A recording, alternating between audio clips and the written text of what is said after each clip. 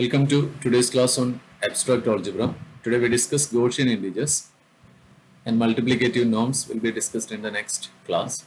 So today we discuss Gaussian integers. First we define Gaussian integer. A Gaussian integer is a complex number a plus bi where a and b are integers. A, b belongs to set. For a Gaussian integer alpha equal to a plus bi, you know that a and b are integers. Norm n of alpha is a square plus b square. We denote the set of all Gaussian integers by set of I. Now we are going to discuss a lemma that gives some basic properties of norm n on z of I and leads to a demonstration that a function nu defined by nu of alpha is equal to n of alpha for non-zero alpha in z of I is a Euclidean norm on z of I. The Gaussian integers include all rational integers, that is all the elements of set. So set of I actually contains set also. Lemma. In set of I, the following properties of norm n hold for all alpha beta in set of I. First condition, n of alpha greater than or equal to 0. Second condition, n of alpha equal to 0 if and only if alpha equal to 0. Third condition, n of alpha into beta equal to n of alpha into n of beta. We prove one by one. Property 1, we let alpha to be a plus bi where a and b are integers. Then you know that n of alpha is a square plus b square. So this is a sum of squares. So as a sum of squares, this must be greater than or equal to 0. Now property 2, you know that n of alpha equal to 0 implies a square plus b square equal to 0, and this holds if and only if a and b are 0. So n of alpha equal to 0 if and only if alpha equal to 0. Now, property 3, we let beta is equal to c plus id. Then alpha into beta is a plus bi into c plus di. So on expanding, you will get ac minus bd plus ad plus bc into I. So n of alpha beta is ac minus beta the whole square plus ad plus bc the whole square.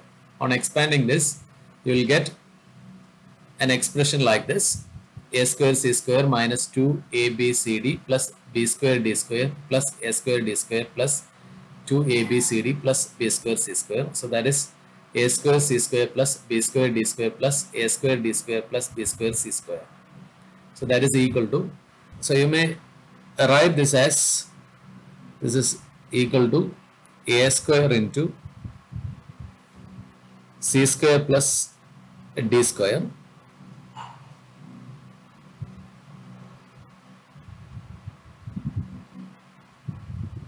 plus b square into c square plus d square. So from this you can take c square plus d square outside. So this is c square plus d square into a square plus b square. This is what we are getting. So that is equal to n of alpha into n of beta.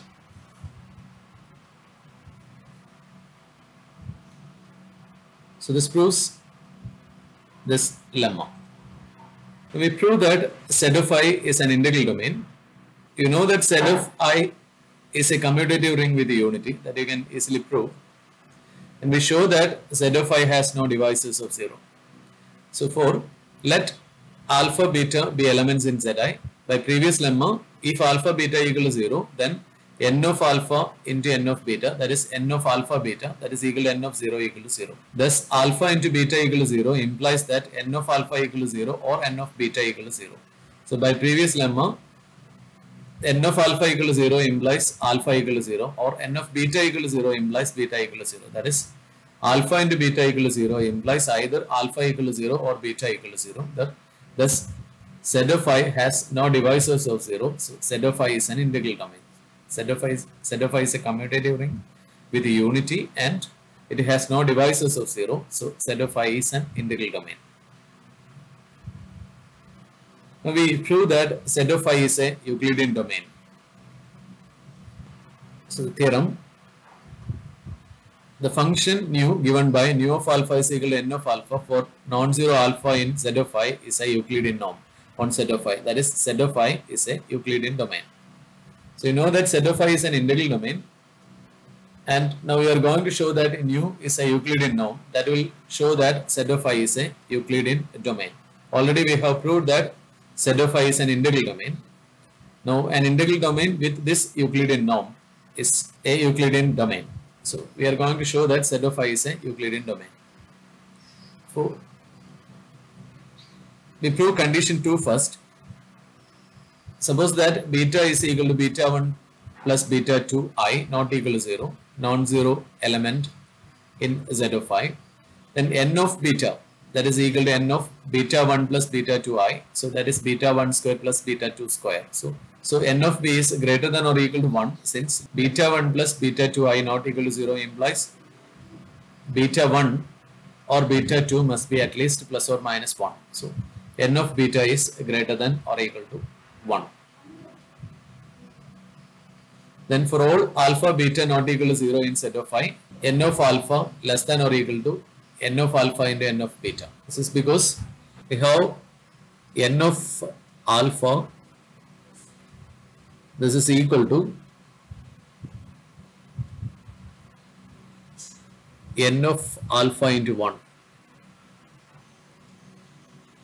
And you know that 1 is less than or equal to n of beta. So this is less than or equal to n of alpha into n of beta. You know that this is n of alpha beta.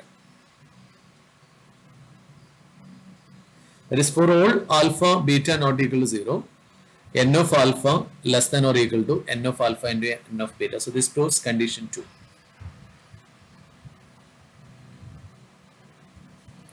Now it remains to prove the division algorithm, condition 1 for n. Let alpha beta belongs to set of I with alpha is equal to a1 plus a2i. So you consider two elements in set of I. So they are Gaussian integers. Alpha is a1 plus a2i, beta is b1 plus b2i, where beta not equal to 0. We are going to find a sigma and rho in set of I such that alpha is equal to beta sigma plus rho, where either rho equal to 0 or n of rho less than n of beta, that is b1 square plus b2 square. Let alpha by beta is equal to r plus si for r and s in Q. You have alpha is a1 plus a2i and beta is b1 plus b2i.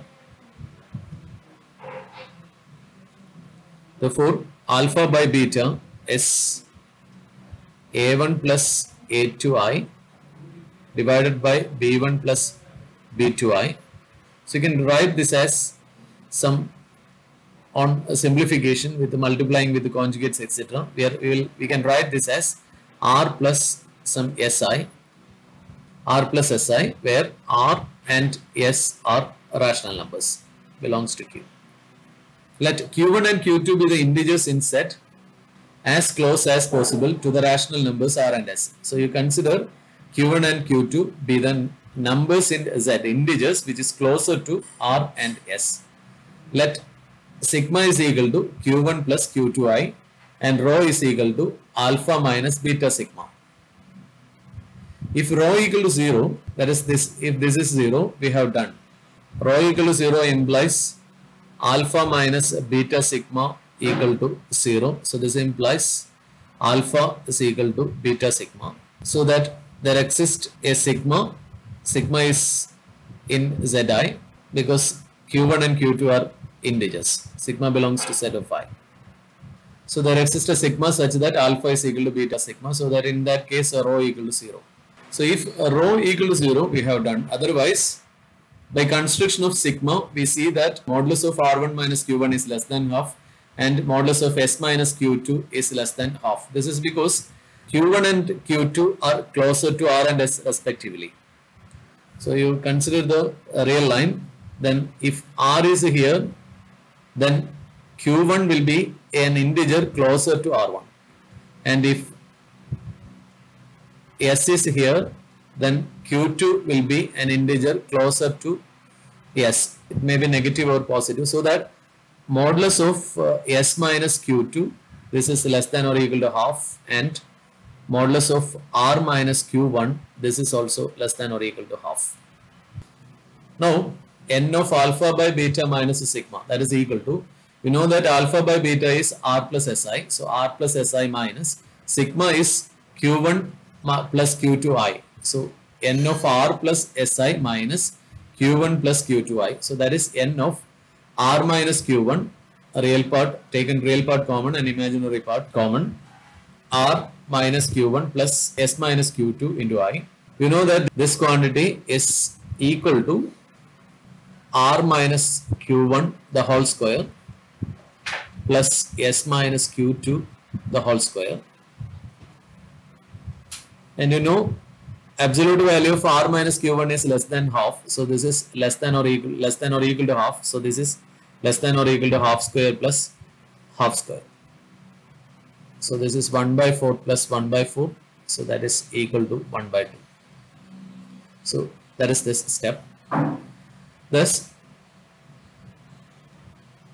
n of rho equal to n of alpha minus beta sigma. So this n of alpha minus beta sigma can be written as n of, you may take beta outside, beta into alpha by beta minus sigma. This you can write it like this. So that is this one. So that is equal to n of beta into n of alpha by beta minus sigma. So this is less than or equal to n of beta into half. So what we are obtaining is n of rho is less than or equal to n of beta into half. So this implies n of rho is less than n of beta. So this proves that Z of I is a Euclidean domain. Now units of Z of I. The units of Z of I are plus or minus 1 and plus or minus I.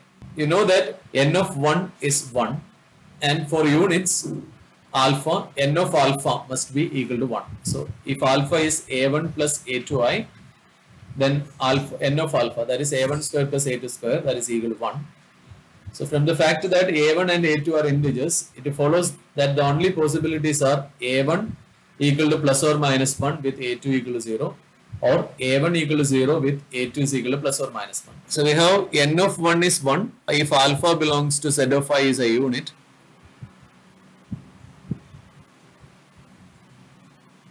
Then n of alpha must be equal to 1. Now if alpha is a1 plus a2i, then n of alpha is a1 square plus a2 square, that must be equal to 1. Since a1 and a2 are integers, this implies a1 is equal to plus or minus 1 and a2 equal to 0, and a1 equal to 0 and a2 equal to plus or minus 1. Now a1 equal to plus or minus 1 and a2 equal to 0 implies alpha equal to plus or minus 1, and a1 equal to 0, a2 equal to plus or minus 1 implies alpha equal to 0 plus or minus 1 into I, so this is plus or minus I. Therefore the units in Z of I are plus or minus 1 and plus or minus I. Now you may have this remark: an irreducible in Z need not be an irreducible in Z of I. For example, 5 is an irreducible in Z, but 5 is not an irreducible in Z of I because 5 can be factored as 1 plus 2i into 1 minus 2i. Neither 1 plus 2i nor 1 minus 2i is a unit. So 5 has a factorization in Z of I. So an irreducible in Z need not be an irreducible in Z of I.